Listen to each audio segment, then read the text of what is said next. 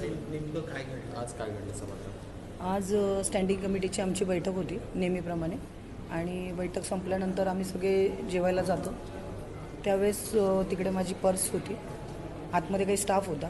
माझ्या पर्समधून 20,000ची कॅश कोणीतरी purse open करून काढून घेतली. याबद्दल MS डिपार्टमेंटच्या मॅडम त्यांच्याशी यांना आम्ही भेटलो, त्यांना सगळी घटना सांगितली. त्या तिकडे अवेलेबल होत्या.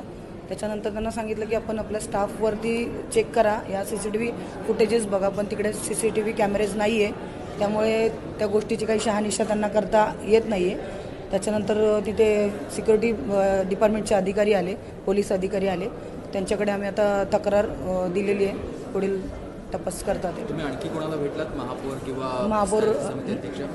हां, सर्वांना भेटले.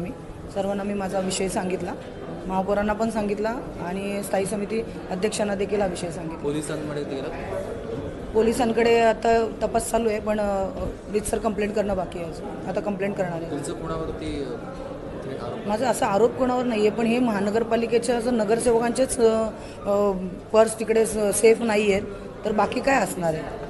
आणि 5 ते 10 मिनिटाच्या अंतरावरती रेग्युलर तिकडे पर्स ठेवून सगळेच नगरसेवक जेवायला जातात.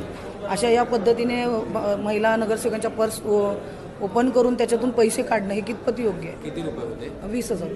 बरं, तुम्ही बाकी अजून पण कॅश त्याच्यामध्ये होती, पण 20,000चं जे पूर्ण पॅकेट ते बंडल तेवढं काढून घेण्यात आलं आणि माझी पर्स आल्यानंतर पूर्ण ओपन करून ठेवलेली होती. सगळे चार्जर्स वगैरे त्याच्यातले बाहेर पडलेले होते आणि माझी सहकारी नगरसेविका आहे जी माझ्याबरोबर स्टँडिंगला असते, तिला देखील प्रकार मी दाखवला.